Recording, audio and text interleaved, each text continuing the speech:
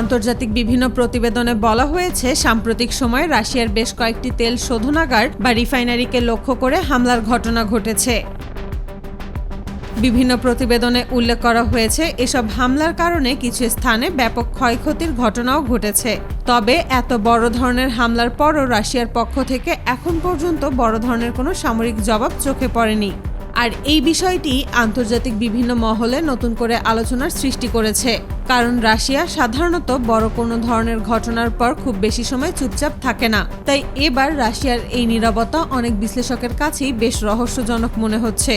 এরই মধ্যে আরেকটি বিষয় আন্তর্জাতিক মহলে আলোচনায় এসেছে। বিভিন্ন প্রতিবেদনে বলা হয়েছে, ইরান ও আমেরিকার মধ্যে যুদ্ধবিরতি বা উত্তেজনা কমার বিষয়ে একটি সমঝোতা হওয়ার মাত্র কয়েকদিনের মধ্যেই ইউক্রেন আবারও রাশিয়ার বিভিন্ন এলাকায় তৎপরতা বাড়িয়েছে। বিশেষ করে রাজধানী মস্কো এবং তার আশেপাশের এলাকাকে লক্ষ্য করে একাধিক ড্রোন হামলার ঘটনা ঘটেছে বলে বিভিন্ন সূত্রে দাবি করা হয়েছে। প্রতিবেদনগুলোতে বলা হয়েছে, এসব হামলায় বিশেষ ধরনের কামিকাজি ড্রোন ব্যবহার করা হয়েছে। রাশিয়ার শক্তিশালী আকাশ প্রতিরক্ষা ব্যবস্থা অনেক ড্রোন ভূপতিত করতে সক্ষম হলেও কয়েকটি ড্রোন প্রতিরক্ষা ব্যবস্থা ফাঁকি দিয়ে নির্দিষ্ট এলাকায় পৌঁছে যায় বলে বিভিন্ন প্রতিবেদনে উল্লেখ করা হয়েছে।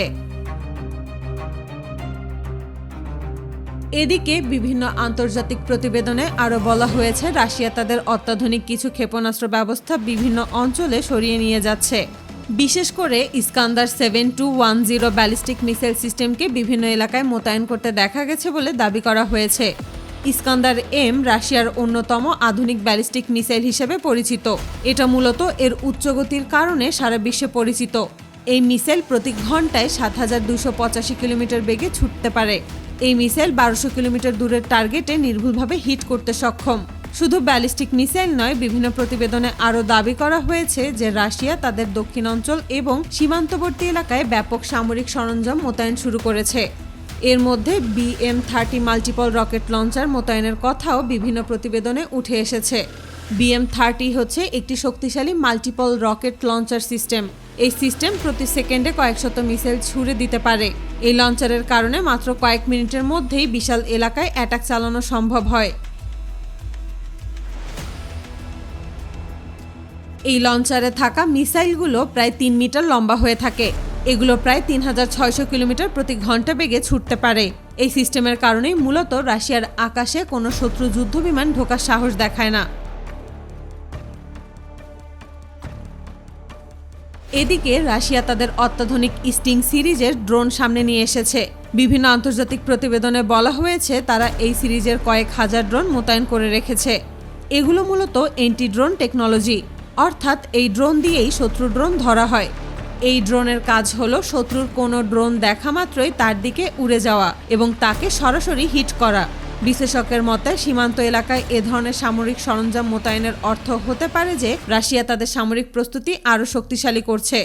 যদিও এখন পর্যন্ত মস্কো আনুষ্ঠানিকভাবে কোনো সামরিক পরিকল্পনার কথা ঘোষণা করেনি, তবুও এই ধরনের মোতায়েন আন্তর্জাতিক পর্যবেক্ষকদের নজর কেড়েছে।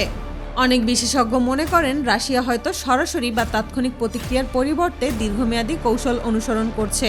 বর্তমানে পুরো পরিস্থিতি অনেকটাই থমথমে অবস্থায় রয়েছে, কারণ একদিকে ইউক্রেন রাশিয়ার সংঘাত এখনও অব্যাহত রয়েছে, অন্যদিকে মধ্যপ্রাচ্যের পরিস্থিতিও পুরোপুরি ঠান্ডা হয়নি। এ কারণে আন্তর্জাতিক মহল বর্তমানে রাশিয়ার পরবর্তী সিদ্ধান্তের দিকে গভীরভাবে নজর রাখছে। কারণ ইতিহাস বলছে, রাশিয়া যতবারই নীরব হয়েছে তার জবাব ততটাই কঠিন হয়েছে। এখন দেখার বিষয়, রাশিয়া তাদের বর্তমান নীরব অবস্থান বজায় রাখবে নাকি ভবিষ্যতে নতুন কোনো সামরিক বা কূটনৈতিক পদক্ষেপের মাধ্যমে পরিস্থিতিকে ভিন্ন দিকে নিয়ে যাবে। বর্তমান পরিস্থিতি নিয়ে বিশ্বের বিভিন্ন দেশ এবং আন্তর্জাতিক মহল অত্যন্ত সতর্ক অবস্থানে রয়েছে এবং সবাই রাশিয়ার পরবর্তী সিদ্ধান্তের জন্য অপেক্ষা করছে।